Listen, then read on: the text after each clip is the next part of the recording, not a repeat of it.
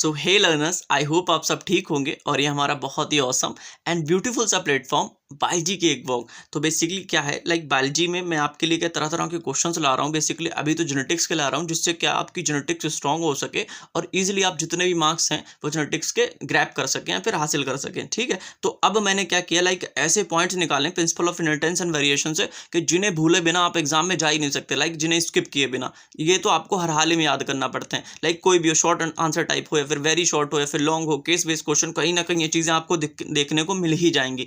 तो ये वो पॉइंट्स हैं जो आप याद कर लें। ठीक है, तो मैं आपको बताता हूँ, कोई ज़्यादा बड़ा वीडियो नहीं होने वाला है, एंड तक वीडियो को देखें और इन चीज़ों को लेकर चलें और चीज़ों को याद करने की कोशिश करें। कोई ज़्यादा कठिन नहीं, आपने कई बार पढ़ी होंगी, इस वीडियो के थ्रू आपको चीज़ें रिवाइज होने वाली हैं। तो बेसिकली ये क्या है, मैंने लिखा है कंठस्थ कर लो principle of inheritance and variation. तो ये इन पॉइंट्स को आपको कंठस्थ करना है, हर तरीके से अपने दिमाग के अंदर बैठाना है। ठीक है, तो एमसीक्यूज भी आपके लगभग बन ही जाएंगे, क्योंकि ऐसे पॉइंट्स इसमें कवर हो गए जो एमसीक्यूज में पूछे जाने की संभावना बहुत रहती है। तो आइए स्टार्ट करते हैं। जो पहला हमारा पॉइंट है, सबसे पहले मैंने क्या किया, मेंडल से स्टार्ट किया है। मेंडल तो हमारे किंग हैं जेनेटिक्स के, तो बेसिकली एक्सपेरिमेंट ईयर जो है वो इंपॉर्टेंट रहता है। तो आइए देख लेते हैं हमारा पहला पॉइंट यहाँ पर क्या है। तो बेसिकली मेंडल से ही मैंने स्टार्ट किया। तो जो पहला पॉइंट है उसमें एक्सपेरिमेंट ईयर देख लीजिए आप, 1856 से 1865। तो टोटल कितने 7 ईयर्स लगे थे मेंडल को अपना हाइब्रिडाइजेशन एक्सपेरिमेंट जो उन्होंने कंडक्ट किया था, इस किस पर, पी प्लांट के ऊपर। ठीक है, तो बग पब्लिश किया उन्होंने 1865 के आसपास। ठीक है, तो 7 साल लगाए, 1865 के आसपास उन्होंने क्या किया, अपने काम को पब्लिश करा दिया। लेकिन कुछ कारण थे, लाइक कम्युनिकेशन की वजह से या फिर बायोलॉजी के साथ मैथ उन्होंने ऐड कर दी, इस वजह से वो चीज़ों क्या हुई, रिकॉग्नाइज नहीं हो पाई, वहीं पर दबकर रह गई। 1885 के आसपास उनकी मौत भी हो गई। ठीक है, तो वहां पर उनका काम पूरा का पूरा दबकर रह गया। फिर 1900 के टाइम पर जाकर उनके काम की रिडिस्कवरी होगी। लेकिन एक चीज़ आप याद रखें, एक्सपेरिमेंट किस पर किया था, बेसिकली मेंडल ने किस पर, पी प्लांट पर किया था। लेकिन ये चीज़ आप ध्यान रखें, जो पी थी वो गार्डन पी थी, और भी काउ पी होती हैं, चिक पी डिफरेंट तरीके की आती हैं। ठीक है, तो जो गार्डन पी हमारी थी उस पर इन्होंने क्या किया था, अपना एक्सपेरिमेंट कंडक्ट किया था, जिसका बायोलॉजिकल नेम होता है पाइसम सटाइवम। और वो 2n=14 यानी कि डिप्लॉयड होता है, जिसमें 14 क्रोमोसोम होते हैं और एक बाइसेक्सुअल प्लांट होता है हमारा पी प्लांट। तो रिडिस्कवरी हुई थी 1900 के टाइम पर। ठीक है, और 3 साइंटिस्ट, ये बिल्कुल याद कर लें, आप इसे घोल कर पी लें कि तीनों के 3 साइंटिस्ट का नाम क्या था। कार्ल कोरेंस, एरिश वॉन टेस्माक और ह्यूगो डिब्रीज, ये 3 जो साइंटिस्ट थे ये बहुत ही इंपॉर्टेंट है। इन्होंने तीनों ने मिलकर क्या किया, मेंडल ने जो काम पब्लिश किया उसको पढ़ा, स्टडी किया और फिर लॉज दे दिए थे। बेसिकली कहते हैं मेंडल के ही लॉ हैं, क्योंकि काम मेंडल का था। अब ये क्या, मेंडल ने जो टोटल 7 कैरेक्टर्स दिए थे और 14 ट्रेड्स दिए थे, इसमें कंफ्यूज नहीं होना आपको। क्या थे, 7 कैरेक्टर थे और 14 ट्रेड्स थे। तो मैंने ये इसलिए इंक्लूड कर लिया, मैं चाहता स्किप कर सकता था कि कुछ लोगों को अगर ये चीज़ या कुछ स्टूडेंट्स को ये चीज़ याद नहीं है, तो इस ट्रिक से याद करें, इजीली याद हो जाएगा और हमेशा याद रहने वाला। तो क्या करें, लाइक 1 2 3 4 5 6 7, टोटल 7 कैरेक्टर्स हैं यहाँ पर और उसके 14 ट्रेड्स हैं। तो बेसिकली इस ट्रिक से अगर आप याद करें हमेशा याद रहेगा। तो सबसे पहले हमने क्या किया, प्लांट हाइट ले ली, जिसमें हमारा 2 ट्रेड्स होते हैं, टॉल एंड ड्वार्फ। ठीक है, अब हमारा क्या, FPS, किस तरीके से, FPS, तो F फॉर फ्लावर। तो अब फ्लावर के 2 जो करेक्टर हैं वो देख लेंगे। सबसे पहले flower colour and flower position. Flower colour में भी क्या आता है, वायलेट हमारा डोमिनेंट, और बाद में जो भी लिखेंगे वो हमारा रिसेसिव भी होने वाला है। फ्लावर पोजीशन में आता है एक्सियल टर्मिनल। तो बेसिकली एक्सियल क्या होता है, जब हमारा फ्लावर इस प्रकार से ऐसे साइड से लगा होता है, दिस इज कॉल्ड एक्सियल, जबकि ऊपर होता है टर्मिनल। तो जो हमारा एक्सियल होता है वो डोमिनेंट, जबकि यहाँ पर टर्मिनल अगर फ्लावर है ऊपर एंड पर लगाओ, दिस इज कॉल्ड टर्मिनल। ठीक है, या फिर हमारा रिसेसिव होता है। अब P फॉर पॉड, तो pod shape and pod colour, 2 प्रकार के कैरेक्टर लिए थे यहाँ पर भी, इन्फ्लेटेड एंड कंस्ट्रिक्टेड। इन्फ्लेटेड को हम स्मूथ भी कहते हैं, लाइक जो मटर की फली होती है, अगर वो इस प्रकार से, दिस इज स्मूथ या फिर इन्फ्लेटेड, अगर ये सिकुड़ी हुई इस तरीके से, दिस इज कॉल्ड कंस्ट्रिक्टेड। तो हमारी ये रिसेसिव होती है, जबकि ये क्या होती है, फिर हमारा डोमिनेंट होता है। और हमारा pod colour green and yellow, green and yellow, ये याद रखना, आप कंफ्यूज रहते हैं कुछ बच्चे किसमें, pod colour and seed colour के अंदर, सीड कलर के अंदर। तो एस फॉर सीड, तो सीड शेप यहाँ पर क्या रहेगा, राउंड एंड रिंकल्ड, और सीड कलर रहेगा येलो एंड ग्रीन। बेसिकली जो हम मटर खाते हैं ना, पी, तो उसमें क्या होता है, हमें मटर ज़्यादातर ग्रीन दिखती है। लेकिन मंडल को जो चीज़ दिखी थी वो आपने लिखना, अपने अकॉर्डिंग मत कर देना कि अगर पूछें कि सीड कलर में डोमिनेंट क्या, लिख दें ग्रीन, कि हम तो ग्रीन ही देखते हैं। नहीं, मंडल को जो पी दिखी थी, सॉरी जो मटर दिखी थी, उसके अंदर जो मटर अंदर निकली थी वो येलो कलर की थी, ना कि ग्रीन। ज़्यादातर जो डोमिनेंट मटर उसने देखी थी वो येलो थी, जबकि जो रिसेसिव थी वो ग्रीन थी। लेकिन हम लोग मोस्टली क्या देखते हैं, जो मटर देखते हैं उसके अंदर ग्रीन होती है। तो ये चीज़ कंफ्यूज ना कर दे, आपको याद रखना। ठीक है। और हमारा जो क्वेश्चन लाइक पॉइंट 6 है उसमें क्या पनेट स्क्वायर के ऊपर है, इनकी नेशनलिटी याद रखना जो साइंटिस्ट दे रखे हैं। तो बेसिकली मैं आपको बता दूं पनेट स्क्वायर क्या होता है, एक प्रकार का मेथड होता है जिससे हम पॉसिबल नंबर ऑफ जीनोटाइप निकालते हैं ऑफ फेनोटाइप के, हमारे लाइक फेनोटाइप दे रखे हैं उसके जीनोटाइप कितने बन सकते हैं। ठीक है, एक प्रकार का ग्राफिकल रिप्रेजेंटेशन होता है to find the number of genotype of possible phenotype. ये डेफिनेशन भी दे रखी है एनसीईआरटी में, आप याद कर लें। बेसिकली मैं मेन पॉइंट जो एमसीक्यूज में फिर क्वेश्चन में कहीं ना कहीं आएगा उसे कवर करने की कोशिश कर रहा हूँ। तो जो आरसी पनेट जो थे उन्होंने हमारा पनेट स्क्वायर का जो मेथड दिया था, ये ब्रिटिश साइंटिस्ट थे, इनकी नेशनलिटी आप याद रखें। अब हमारा जो 7वां पॉइंट है इसके अंदर क्या है, monohybrid cross and dihybrid cross के बारे में बेसिकली मैंने छोटी सी जगह में इसको क्या कवर कर दिया। बेसिकली दोनों के दोनों जो रेशियोज या फिर जो फिनोटाइप जीनोटाइप दे रखे हैं वो F2 के दे रखे हैं। तो हमारा जो मोनो हाइब्रिड क्रॉस होता है उसमें फिनोटाइप कितने, 2 आते हैं, 3 टॉल एंड डॉफ, क्या टॉल एंड डॉफ, तो फिनोटाइप 2 हो गए, 3:1 का रेशियो आता है, इसका मतलब 3 टॉल आते हैं 1 डॉफ आता है। ठीक है, और जीनोटाइप कितने आते हैं, 3 आते हैं, capital T capital T capital T small T small T small T. ठीक है, तो जीनोटाइप 3 हो गए। और हमारा क्या होता है, एक कैपिटल टी होता है, 2 होता है capital T small T small T small T. तो बेसिकली जीनोटाइपिक रेशियो 1:2:1 होता है। जबकि डाई हाइब्रिड क्रॉस में क्या होता है, फिनोटाइप 4 आते हैं। ये कुछ लोग कंफ्यूज होते हैं, मैं आपको लिखकर दिखा देता हूँ। डाई हाइब्रिड क्रॉस में जो F2 के रिजल्ट लिख रहा हूँ मैं, किसके, F2 के रिजल्ट। मैं आपको ट्रिक बता दूंगा याद करने की, एक तरह से एक चीज़ जहाँ पे लोग हिलकते हैं वो चीज़ मैं समझा दूंगा आपको। तो बेसिकली फिनोटाइप कितने आते हैं यहाँ पर, याद रखें, फिनोटाइप आते हैं 4, टॉल, राउंड, और फिर हमारा टॉल, रिंकल्ड, डॉफ, राउंड, डॉफ, रिंकल्ड। तो आप देखें 4 आते हैं। कैसे आते हैं, this is 9 out of 16, 3 out of 16, 3 out of 16 and 1 out of 16। तो आप देख सकते हैं फिनोटाइपिक रेशियो हमारा क्या बना, 9:3:1। तो ये हमारा फिनोटाइपिक रेशियो जाता है, इसीलिए हमारे फिनोटाइप 4 आते हैं, फिनोटाइपिक रेशियो 9:3:1 आता है। और जीनोटाइप हमारे कितने आते हैं, टोटल 9 प्रकार के आते हैं। और जीनोटाइपिक रेशियो निकालने में बहुत मतलब क्या होता है, बोर्ड स्टूडेंट क्या करते हैं, स्किप कर देते हैं इसे, सिर्फ फिनोटाइप लिख के खत्म कर देते हैं। तो जीनोटाइपिक रेशियो निकालने का तरीका है, 9 को ऐसे तोड़ लो, इसी फिनोटाइपिक रेशियो से आप जीनोटाइपिक रेशियो निकाल लेना, 1:2:2:4। तो आप 4 1 5, तो हमारे ये 9 हो गए। अब फिर 3 को कैसे तोड़ना, 1:2 और फिर ये 1। तो आप देख सकते हैं ये हमारे टोटल 16 हो जाएंगे। तो जीनोटाइपिक रेशियो क्या बना, 1:2:2:4। यहाँ से उठाना आपको, फिर हमारा क्या आएगा, 1:2 1:2 1, फिर सिर्फ और सिर्फ 1। तो हमारा 1 1 2 कितने हुए, 3 हुए, 3 2 5 और 4 9। तो टोटल 9 को ऐसे तोड़ना, 3 को 1:2 में तोड़ना, 1:2 में तोड़ना, फिर 1। तो इसी को उठाकर यहाँ चिपका देना। जीनोटाइप जबकि टोटल कितने रहते हैं, 9 प्रकार के आते हैं। तो ये चीज़ मैंने लिख रखी है। तो डाई हाइब्रिड क्रॉस के अंदर फिनोटाइप हमारे 4 आते हैं, 9:3:3:1 का इसका रेशियो रहता है। फिनोटाइपिक रेशियो जीनोटाइप 9 आते हैं। और जीनोटाइपिक रेशियो निकालने का सीधा एक सिंपल सा मेथड है, एक ट्रिक है। फिनोटाइपिक रेशियो को तोड़ लो, 9 को ऐसे तोड़ लो 1:2:4, फिर 3 को ऐसे तोड़ो 1:2, 3 को ऐसे तोड़ो 1:2, फिर 1 लिख दो। तो हो गया हमारा ये डाई हाइब्रिड क्रॉस। क्योंकि ये कहीं ना कहीं आपको पूछा जाएगा ही पेपर में, ये चीज़ें आपको रटना है। ठीक है, पूरी की पूरी जेनेटिक्स आती है, अगर चीज़ें आपको याद नहीं क्या करोगे, समझ रहे हो। तो formula of number of gametes, तो नंबर ऑफ गैमेट निकालने का फॉर्मूला इज मोस्ट इंपॉर्टेंट। मैं आपको कई वीडियोस में बता चुका हूँ। 2n हमारा गैमेट बताता है कि कितने गैमेट्स आने वाले हैं, जहाँ पर n क्या होता है, number of heterozygous, let's say capital R नहीं, capital T small T capital R small R. तो यहाँ पर कितने हेट्रोजाइगस, ये एक हेट्रोजाइगस है, बाकी होमोजाइगस। तो n = 1।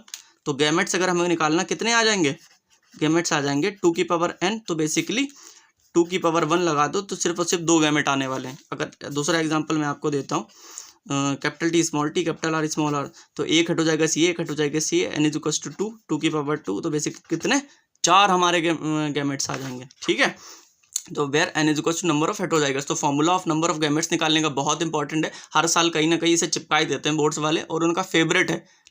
पता नहीं क्यों क्वेश्चन पूछते रहते हैं पर इससे। लॉ ऑफ सेग्रीगेशन के बारे में ये दो पॉइंट्स हैं, याद रखें। कई बार क्या होता है स्टूडेंट इस पे हिलक जाते हैं। बेसिकली एनसीईआरटी में भी एक आध मतलब ये चीज़ नहीं दे रखी है, लेकिन क्वेश्चन इस पे हैं, भर के हैं, एंड नीट में भी कई बार हैं। तो बच्चे क्या होता है कन्फ्यूज हो जाते हैं। लॉ ऑफ सेग्रीगेशन को यूनिवर्सल लॉ कहते हैं। क्यों कहते हैं मैं आपको बताता हूँ। पहली बात तो याद रखो कि आपसे डायरेक्ट एमसीक्यू में पूछ लेंगे, which law of Mendel is called as, मतलब which law of Mendel is universal in nature. तो आप बता देना कि हमारा law of segregation is universal in nature, क्योंकि इसकी कोई डेविएशन नहीं। लाइक लॉ ऑफ डोमिनेंस की डेफिनेशन होती है ना, डेविएशन क्या होती है, इनकम्प्लीट डोमिनेंस, को डोमिनेंस, ठीक है। तो लेकिन हमारा जो लॉ ऑफ सेग्रीगेशन होता है विदाउट एनी एक्सेप्शन या फिर डेविएशन, कुछ होता ही नहीं इसका डेविएशन या फिर एक्सेप्शन। और law of purity of gametes भी कहते हैं इसको। ये 2 पॉइंट याद रखें लॉ ऑफ सेग्रीगेशन के बारे में।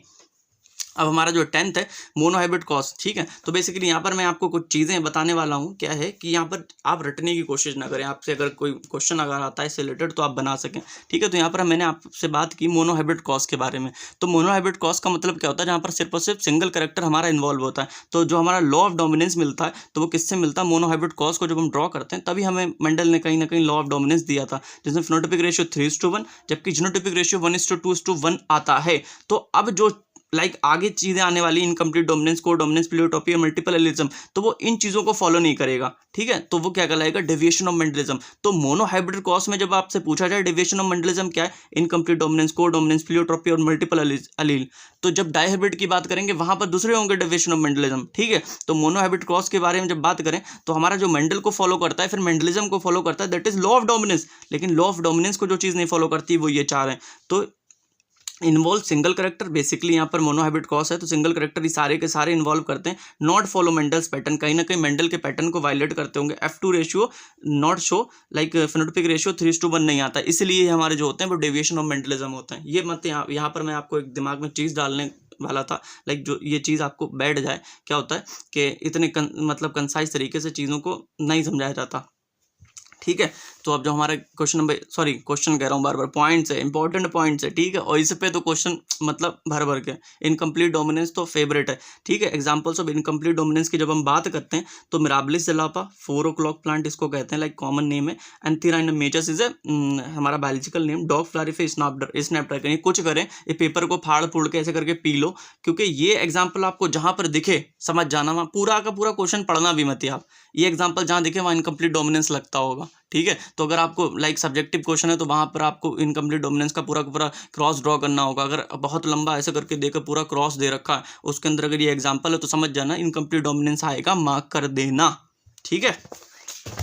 तो अब हमारा जो 12th वाला पॉइंट्स है उसके अंदर एग्जांपल ऑफ को डोमिनेंस, ये भी बहुत इंपॉर्टेंट है। AB blood group in ABO system, basically AB blood group in ABO system. तो इसको क्या, ये हमारा जो है शॉर्ट आंसर टाइप में भी पूछने की बहुत संभावना रहती है। तो एबी ब्लड ग्रुप को बहुत अच्छे से समझ लें और हमें याद रखें को डोमिनेंस का एकमात्र जो एग्जाम्पल दे रखा है in NCERT, that is AB blood group in ABO system. और एक चीज़ ये मैं आपको बता दूं, एबीओ ब्लड ग्रुप के अंदर जो एग्जाम्पल होता है वो किन किन चीज़ों का होता है तो मैं आपको यहाँ पर बता देता हूँ।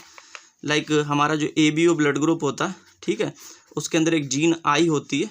क्या होती है, जीन आई होती है, जिसके 3 एलील्स होते हैं, IA, IB and small I. तो बेसिकली रहता क्या है, इस ट्रिक से आप याद रखें, हमेशा याद रहेगा, लाइफ टाइम नहीं भूलेंगे आप। IA = IB and small I. तो बेसिकली होता क्या, हमारे जो IA होते हैं IB होते हैं दोनों के दोनों डोमिनेंट होते हैं, जबकि ये रिसेसिव होता है, ठीक है। जब ये दोनों साथ में होते हैं तो दोनों के दोनों एक साथ एक्सप्रेस कर जाते हैं, दैट इज कॉल्ड को डोमिनेंस, ठीक है। लेकिन आप देख रहे हैं ये दोनों आप जब साथ में होंगे तो दोनों के दोनों एक्सप्रेस कर जाएंगे, दिस इज कॉल्ड को डोमिनेंस। लेकिन जो IA एंड IB दोनों किस पे डोमिनेंट रखते हैं या फिर डोमिनेंस रखते हैं, स्मॉल आई के ऊपर।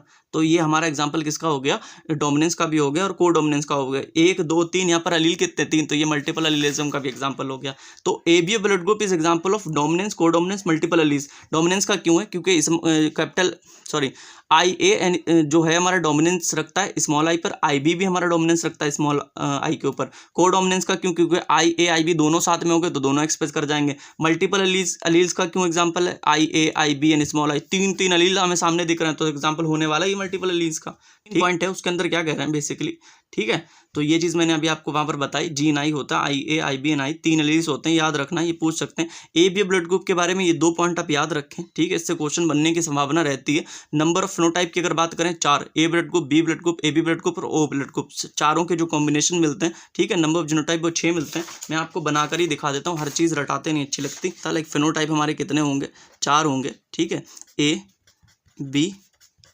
AB एंड O, ठीक है। तो अब मैं आपको बताता हूँ जीनोटाइप कितने आने वाले हैं। अगर A ब्लड ग्रुप है तो क्या रहेगा हमारा, IA एंड IA कॉम्बिनेशन रहेगा तो ब्लड ग्रुप A आ जाएगा, IA और स्मॉल आई रहेगा तब आ जाएगा ब्लड ग्रुप A। और हमारा B है तो क्या कॉम्बिनेशन बनता है, IB यहाँ आई बी और स्मॉल आई, ठीक है। और हमारा अगर ए बी ब्लड ग्रुप है तो क्या कॉम्बिनेशन रहता है, सारे के सारे जीनोटाइप सेम मिल जाएंगे, आई बी, ठीक है। अगर ब्लड ग्रुप ओ है तो क्या कॉम्बिनेशन रहता है, स्मॉल आई, तो टोटल 1 2 3 4 5 6 टोटल जीनोटाइप कितने आ गए, 6 आ गए, ठीक है। तो नंबर ऑफ फिनोटाइप 4 रहते हैं, ए बी और ओ ब्लड ग्रुप, और हमारा नंबर ऑफ जीनोटाइप कितने बनते हैं, 6 बनते हैं, ठीक है। तो नंबर ऑफ, अब जो हमारा पॉइंट नंबर 15 है उसमें बेसिकली प्लेयोट्रोपी की बात कर रहे हैं। प्लेयोट्रोपी भी एक हॉट टॉपिक रहता है, उसमें फिनाइलकीटोनुरिया का पूरा जो मैकेनिज्म है वो आप समझ लें, आपके लिए बहुत ही बेटर रहने वाला है, ठीक है। तो प्लेयोट्रोपी का जो एग्जांपल है उसको रट लें, घोल कर पी लें, फिनाइलकीटोनुरिया रहता है हमारा, ठीक है। और एंजाइम की कौन से ऐसे एंजाइम की डिफिशिएंसी रहती है जिसकी वजह से हमारा ये फिनाइलकीटोनुरिया जो डिजीज है वो बनती है, फिर कॉज होती है, that is phenyl alanine hydroxylase, याद रखें, फिनाइल एलानिन हाइड्रोक्सिलेज, जिसकी वजह से जिसकी डिफिशियंसी से हमारी फिनाइलकीटोनुरिया बनती है। अब हमारा जो 16th पॉइंट है उसमें क्या बेसिकली, जैसे मैंने आपको वहाँ पर मोनोहाइब्रिड के केस में बताया था कि हमारा डोमिनेंस जो आता है वो मोनोहाइब्रिड से आता है, तो इसी प्रकार से जो हमारा डाईहाइब्रिड क्रॉस होता है जिसमें क्या करते हैं हम 2 कैरेक्टर्स को इन्वॉल्व करते हैं। लॉ ऑफ इंडिपेंडेंट असॉर्टमेंट हमारा किससे आता है, पूछ सकते हैं ना कि लाइक डाईहाइब्रिड क्रॉस का रिजल्ट क्या होता है, तो आप बता देना है, फिर किससे प्रूव होता है हमारा जो लॉ ऑफ इंडिपेंडेंट असॉर्टमेंट है, तो आप डाईहाइब्रिड क्रॉस ईजिली मार्क कर सकोगे, ठीक है। हर चीज़ का एक मकसद है, मैंने यहाँ पर अगर लिया, मैं चाहता इसे स्किप कर देता, ठीक है। डाईहाइब्रिड क्रॉस के थ्रू हम क्या लाते हैं, लॉ ऑफ इंडिपेंडेंट असॉर्टमेंट, जिसका फिनोटाइपिक रेशियो मैंने आपको बताया था अभी F2 में 9:3:3:1। तो डेविएशन ऑफ मेंडलिज्म यहाँ पर क्या रहेगा डाईहाइब्रिड के क्रॉस के केस में, ठीक है। तो पॉलीजेनिक इनहेरिटेंस और ये लिंकेज जो होती है हमारी बेसिकली डायरेक्ट क्या होती है, एक प्रकार का एक्सेप्शन होता है of law of independent assortment, क्योंकि ये हम कहीं ना कहीं हमारे ये फिनोटाइपिक रेशियो को नहीं फॉलो करते होंगे। ये चीज़ छोड़ दो, आप ये याद रखो, डाईहाइब्रिड क्रॉस से हम क्या प्रूव करते हैं, लॉ ऑफ इंडिपेंडेंट असॉर्टमेंट। और यहाँ पर डाईहाइब्रिड क्रॉस का ही एक तरह से आप क्या मान लो, हमारा जो एक्सेप्शन रहेगा पॉलीजेनिक इनहेरिटेंस और लिंकेज, होते तो 3-4 और हैं लेकिन वो एनसीईआरटी में नहीं, इसलिए मैंने स्किप कर दिया आपके लिए। अब ये जो है ये चीज़ आप याद रखें, रट लें, बेसिकली मैं समझाने वाला नहीं हूँ इस चीज़ को क्योंकि बहुत टाइम लगेगा, क्योंकि मैं ये जो कंसेप्ट है वो ऊपर से समझाने में विश्वास नहीं करता, क्योंकि आपके पास टाइम कम है, तो ऊपर से आप याद रख लो। So qualitative inheritance and quantitative inheritance, basically जो क्वांटिटेटिव इनहेरिटेंस होता है उसके अंदर क्या होता है, number of dominant allele matter करते हैं, इसमें नहीं मैटर करते हैं, ठीक है। इसमें मैटर क्या नहीं करते, लाइक कैपिटल टी 2 डोमिनेंट है तब भी टॉल आएगा, capital T small T 1 dominant है तब भी टॉल आएगा, तो यहाँ पर हमारे number of alleles like dominant allele matter नहीं कर रहे हैं। तो क्वालिटेटिव जो इनहेरिटेंस होता है उसका सिर्फ और सिर्फ एक एग्जांपल है हमारे पास, सिकल सेल एनीमिया, याद कर लो, रट लो इसको। और क्वांटिटेटिव इनहेरिटेंस के अंदर क्या, पॉलीजेनिक इनहेरिटेंस और थैलीसीमिया, दोनों के दोनों हमारे क्या होते हैं, क्वालिटेटिव इनहेरिटेंस होते हैं कहीं ना कहीं, तो ये दोनों याद कर लो आप। एग्जांपल ऑफ पॉलीजेनिक इनहेरिटेंस, सबके एग्जांपल्स इंपॉर्टेंट है जितने अभी तक मैंने आपको बताए हैं, कहीं ना कहीं आपसे पूछ ही लेंगे घुमा घुमू के। तो एग्जांपल ऑफ पॉलीजेनिक इनहेरिटेंस, तो स्किन कलर इन ह्यूमन जो कि कंट्रोल करते हैं 3 जीन लोकस द्वारा, एनसीईआरटी की लाइन है और बिल्कुल याद करने वाली चीज़ है, स्किन कलर इन ह्यूमन और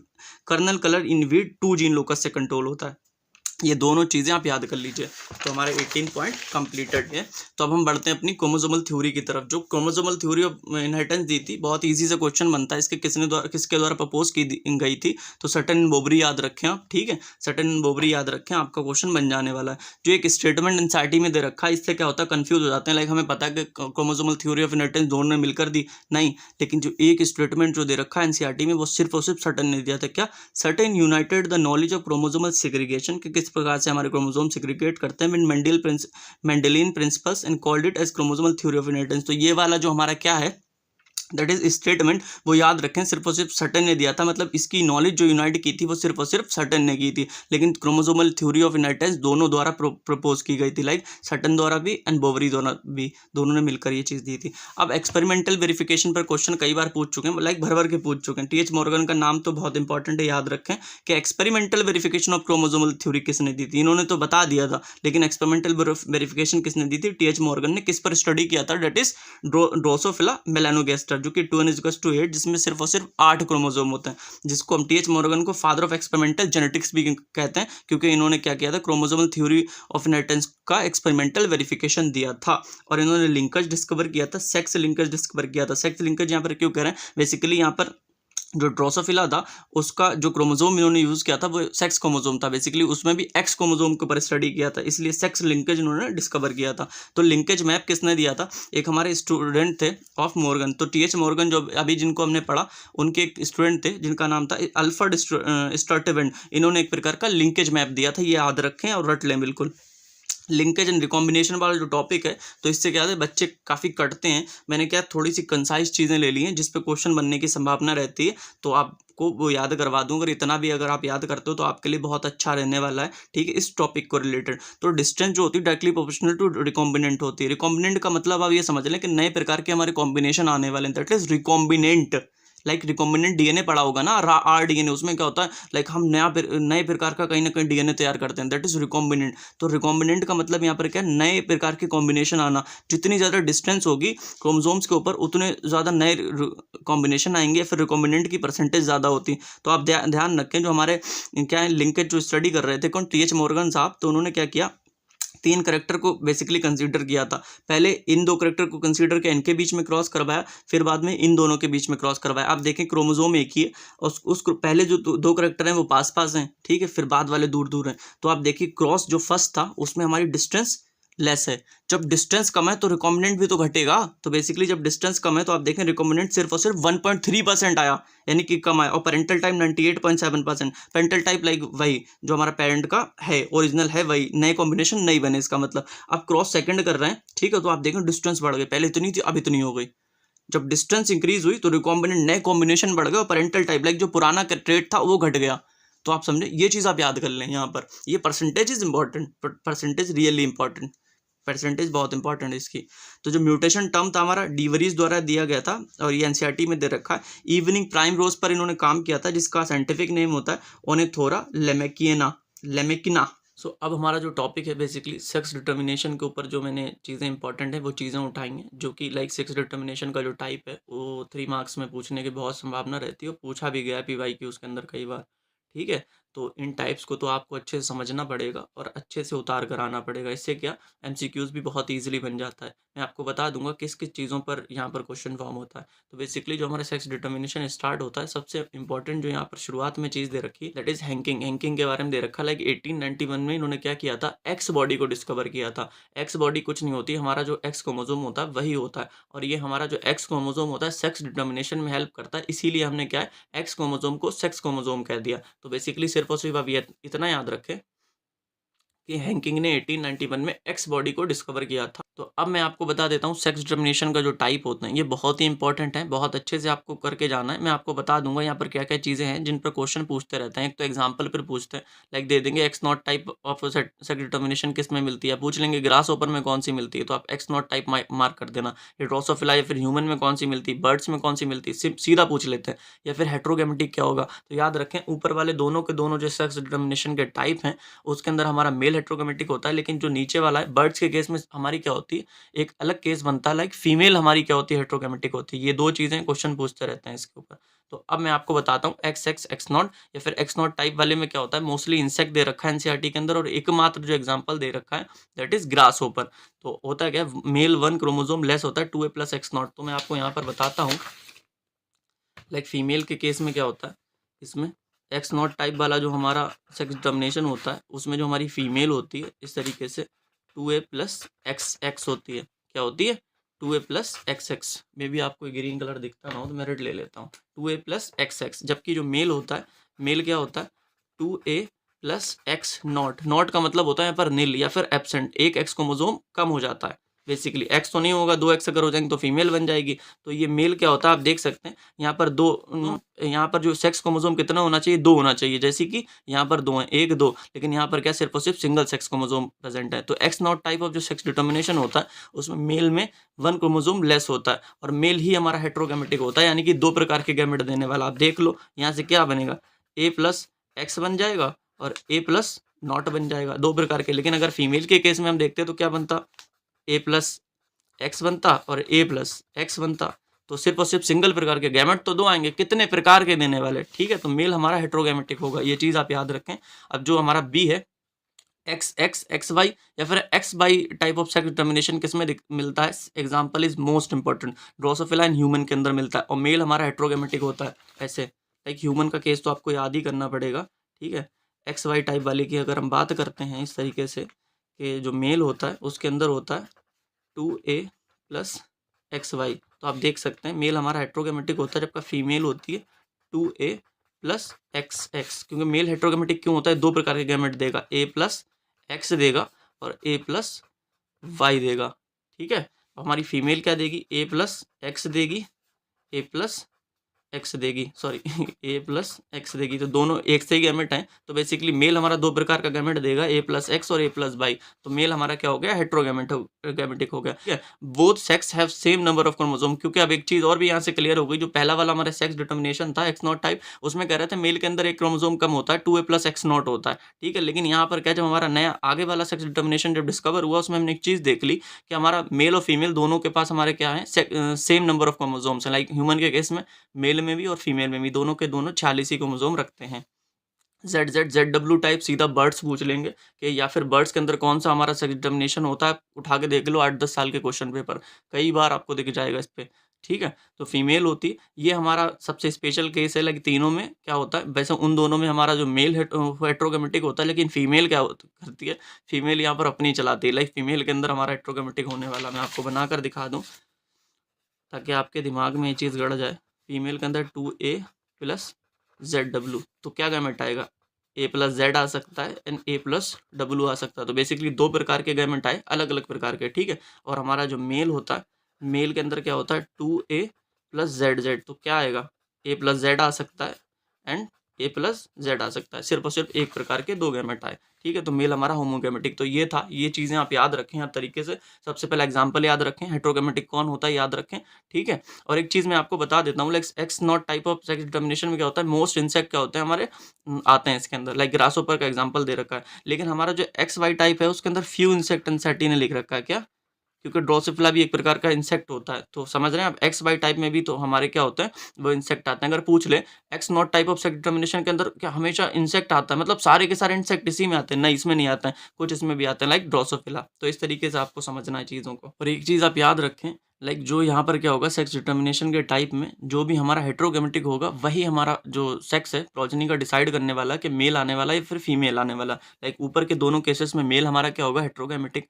तो जाहिर सी बात है कि मेल डिसाइड करेगा कि क्या आने वाला, मेल आने वाला है या फिर फीमेल आने वाला, सन आने वाली या फिर डॉटर आने वाली। इस तरीके से लाइक मेल के केस में क्या होता है, हमारे केस में 2a प्लस एक्स वाई होता है। जो मेल होता है वो क्या होता है, हेट्रोगेमेटिक होता है। तो मेल ही डिसाइड करता है फ्यूचर जनरेशन में, लाइक सन आने वाली है, फिर सन आने वाला है, फिर डॉटर आने वाली, ठीक है। तो ये चीज़ याद रखें। तो अब जो हमारा 25th पॉइंट है वो हैप्लोडिप्लॉइडी का कंसेप्ट है। बेसिकली जो मधुमक्खी होती है बी, उसके अंदर हैप्लोडिप्लॉइडी, हैप्लॉइड एंड डिप्लॉइड दोनों का कंसेप्ट एक साथ होता है। जो मेल ड्रोन होता है वो 16 क्रोमोसोम के साथ हमारा हैप्लॉइड होता है, जबकि फीमेल जिसको हम क्वीन के नाम से जानते हैं 32 क्रोमोसोम के साथ हमारा डिप्लॉइड होता है, ठीक है। तो यहाँ पर हैप्लॉइड और डिप्लॉइड दोनों चीज़ें एक साथ आ गई। तो ये चीज़ आप याद रखें। इस पर भी क्वेश्चन पता है क्या पूछ रखा है, लाइक अभी तो 1-2 साल का जो क्वेश्चन पेपर पिछला था उसमें पूछा कि मेल ड्रोन के अंदर कितने क्रोमोसोम होते हैं, फीमेल क्वीन के अंदर कितने होते हैं। तो आप याद रखो, मेल के अंदर 16 होते हैं क्योंकि ये हैप्लॉइड होता है, जबकि फीमेल के अंदर 32 क्योंकि ये डिप्लॉइड होती है, इसका डबल हो जाएगा। अब जेनेटिक डिसऑर्डर मतलब इसके बारे में तो क्या कहूँ, ये तो आपको हर हाल में याद करके जाना है, समझ के जाना है। तो जेनेटिक डिसऑर्डर के अंदर सबसे पहला जो दे रखा है हमारा डाउन सिंड्रोम दे रखा है, जो कि मेल एंड फीमेल दोनों के अंदर होता है, ठीक है। जो चीज़ें मैंने यहाँ पर इंक्लूड की सिर्फ और सिर्फ एनसीईआरटी की हैं।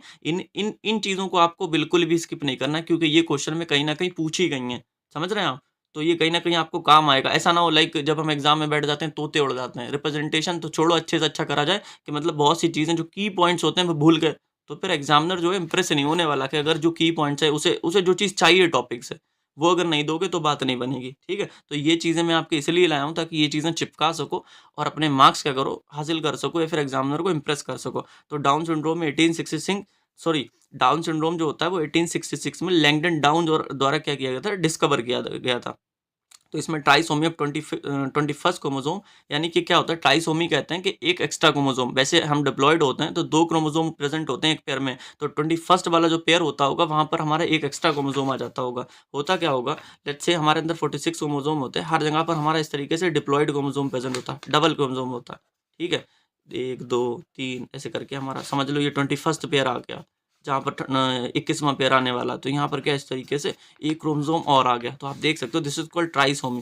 यहाँ पर 2 क्रोमोसोम होना चाहिए था, जबकि 21st पोजीशन पर एक क्रोमोसोम एक्स्ट्रा आ गया, ठीक है। तो जबकि हमारे अंदर 46 क्रोमोसोम होते हैं तो एक क्रोमोसोम अगर एक्स्ट्रा आ गया तो 47 बन जाएंगे। अब जो हमारा बी है क्लाइनफेल्टर सिंड्रोम, तो ये मेल के अंदर होता है, basically male with extra X chromosome 44 plus X X Y. तो मेल के अंदर क्या होता है, मेल नॉर्मल जो होता है 44 प्लस हमारा एक्स वाई होता है, जबकि जिसके अंदर क्लाइनफेल्टर सिंड्रोम होता है फिर जो इससे पीड़ित होता है वो 44 प्लस एक्स एक्स वाई, तो आप देख सकते हैं एक एक्स जो हमारा क्रोमोसोम है वो एक्स्ट्रा आ गया। अगर एक्स्ट्रा आ गया तो ज़ाहिर सी बात है फीमेल के अंदर 2 होते हैं, मेल के अंदर तो 2 एक्स होते भी नहीं हैं। तो इसके अंदर क्या होगा, female character feminine characters increase हो जाएँगे या फिर फीमेल जैसे करैक्टर्स इंक्रीज़ हो जाएँगे। तो फेमिनिन करैक्टर इंक्रीज़ हो जाते हैं इसके अंदर। और ज़ाहिर सी बात है जब हमारा पहले क्या होता है नॉर्मल कंडीशन में 44 प्लस XY होता है तो वहाँ पर 46 होते हैं। अब जब एक एक्स क्रोमोसोम बढ़ गया तो यहाँ पर 47 क्रोमोसोम हो जाएँगे। गायनेकोमेस्टिया एक टर्म यूज़ करती है, एनसीईआरटी कहती है ब्रेस्ट डेवलपमेंट स्टार्ट हो जाती है। जब मेल के अंदर ऐसे फेमिनिन करैक्टर आ जाएँगे तो ज़ाहिर-सी बात है जो मेल होगा वो स्टेराइल बन जाएगा। टर्नर सिंड्रोम बेसिकली क्या है, फीमेल के अंदर एक प्रकार का डिसऑर्डर होता है। इसमें 44 प्लस एक्स नॉट, वैसे फीमेल के अंदर क्या होता है 44 प्लस एक्स एक्स, जिसका मतलब 46 होते हैं। नॉट का मतलब याद रखें यहाँ पर एक क्रोमोसोम की एब्सेंस होती है, तो एक क्रोमोसोम घट गया। जाहिर सी बात है जब फीमेल के अंदर एक एक्स क्रोमोसोम अगर उसका घट गया तो ओवरी रुडिमेंट्री हो जाएंगी, जिसकी वजह से एग प्रोडक्शन होगी नहीं और हमारी जो फीमेल होगी वो स्टेराइल हो जाएगी। ठीक है।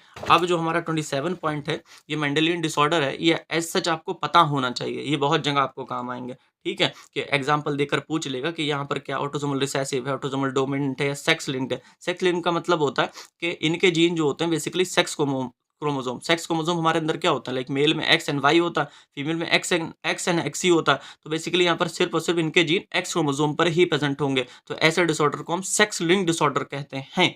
ठीक है, तो ऑटोसोमल रिसेसिव के अंदर क्या है, मस्कुलर डिस्ट्रोफी आती है, sickle cell anaemia, thalassaemia and PKU, हमारा फिनाइल कीटोनूरिया। ठीक है, cystic fibrosis is not more important. ऊपर के 4 जो हैं ये आपको याद करना है। ऑटोसोमल डोमिनेंट में हमारा आता है मायोटोनिक डिस्ट्रोफी, तो आप इससे कंफ्यूज मत होना। ऑटोसोमल जो रिसेसिव होता है उसके अंदर मस्कुलर डिस्ट्रोफी आता है, जबकि ऑटोसोमल हमारा जो डोमिनेंट होता है उसके अंदर मायोटोनिक डिस्ट्रोफी आता है। ठीक है, ऑटोसोमल डोमिनेंट में सिर्फ और सिर्फ एक है, उसे आप अलग से याद कर लेना, लाइक ऑटोसोमल डोमिनेंट जहाँ दिखे मायोटोनिक डिस्ट्रोफी आप चिपका देना। सेक्स लिंक जो हमारा डिसऑर्डर होता है उसके अंदर कलर ब्लाइंडनेस और हीमोफीलिया दोनों के दोनों आते हैं। तो यही था हमारा पूरा का पूरा। लाइक क्या करूँ, मैंने शॉर्ट में बहुत चीज़ों को रिवाइज़ कराने की कोशिश की, ठीक है? जिससे क्या है, आपकी थोड़ा बहुत जेनेटिक्स में क्या है, जो चीज़ें इम्पोर्टेंट है, वो तो कम से कम ना छूटें। मैं ये नहीं कह रहा हूँ कि ये पूरा का पूरा चैप्टर था या फिर पूरे के पूरे चैप्टर का रिवीज़न था, ऐसा मैं बिल्कुल नहीं बोलने वाला क्योंकि नहीं था। मुझे ऐसी चीज़ें लगी जो जहाँ पर ऐसा होता है कि ना याद करते होते हैं, कीवर्ड्स या फिर जो हमारे इम्पोर्टेंट पॉइंट्स होते हैं, वो याद करते होते हैं एग्ज़ाम में बैठे हो, यहाँ पर क्या आना चाहिए। ये चीज़ें आपको बिल्कुल भी स्किप नहीं करके जाना और इन चीज़ों को लर्न करना हर तरीके से। Thank you guys.